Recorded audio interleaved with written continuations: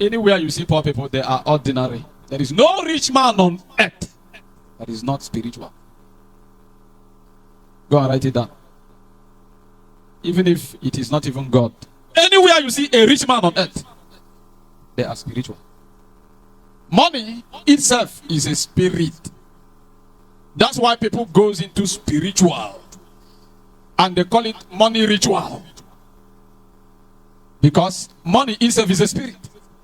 You can't have it without being ritual. You must be spiritual. Nature knows who is who. If you want to be natural, that's why you are getting old, no husband. You want to be natural, that's why you are still stagnant for 10 years. You want to be natural. That's why others are moving forward, you are still in one place. That's why you will end up as a beggar. Why? Because you want to be natural. You don't survive here being natural. This place is a battleground. Yes. Hannah said in the book of 1 Samuel chapter 2, by strength shall no man prevail. Then it says, they that know their God shall be strong, and they shall do exploits.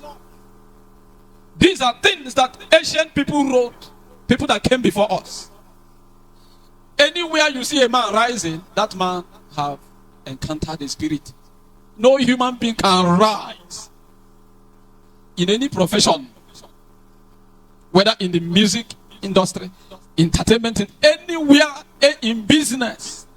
No human being will ever rise without being spiritual. Yes. My wife was showing me, I later saw the picture. She told me first, then I saw it online. A video, Obi Kubana. You think he doesn't go to church?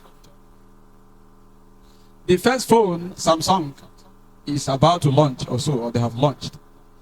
He is the ambassador of Samsung, either in Africa also. Obi Kubana. He brought it to a man of God as a seed or sacrifice.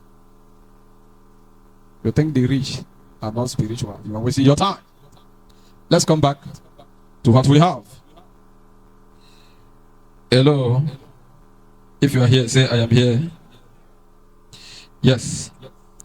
If a man carries grace, he can't die like ordinary man. He can't stop on the way like ordinary man. What stops others cannot stop him. Why? Because he carries grace.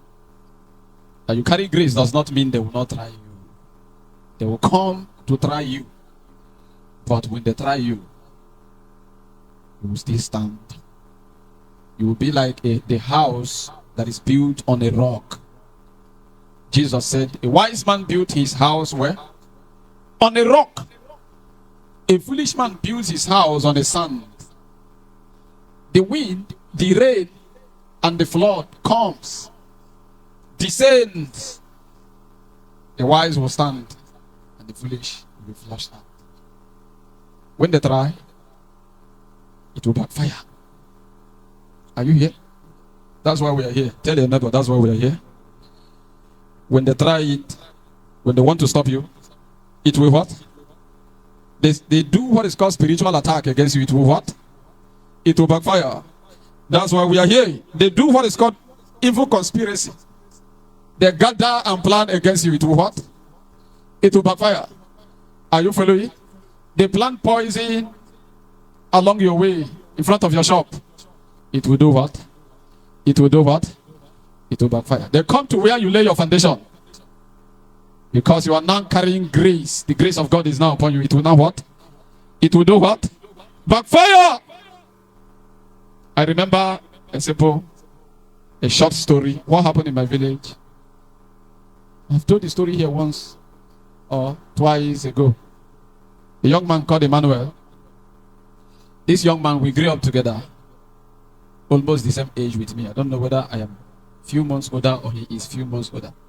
So when I was small, my dad used to do Christmas clothes, me and him. I could remember. Then I was the only child. This Emmanuel, the last time I asked my dad about him, my dad told me his Mother had 6 children, 6 boys, not 6 children. She also had, yes, but I'm talking about the male. The mom had 6 sons. Out of these 6, 3 died. My dad said, you didn't even see those ones. They died when you were a child. And the eldest, still alive right now, has mental problem. He is very neat, like he takes his bath. He doesn't pick things on the road, but he has mental problem. He doesn't smell. He can cook. Go to do house chores, go to any work very well, do it perfectly. But he has mental problem. He washes his clothes very well, but he has mental problem. The second one after that one was doing shoemaker here in Aba. Then his business collapsed. He went home, started joining tipper. He was doing conductor. According to the story, one day in a bad road, the tipper wanted to fall. He said, let me jump out. The tipper fell on his leg. Remaining only Emmanuel. They said after so many hours, because a human being is involved, they have to go and look for something to pull up the tipper. After many hours of pains and agony, 2 legs. They took him up, took him to hospital. There is nothing they can do the legs if not to cut the 2 of them at once. They cut the 2 legs. After a few months, out of pains, the guy died. So remaining only Emmanuel that have mental stability. And he cuts palm fruit. If you pay him, give him 500, you go and cut your palm fruit for you in the village. Child. You could remember Emmanuel. In those days in the apostolic church. So one day, this man have 12 children. Both boys and girls, they are 12. All the 12 children are graduates.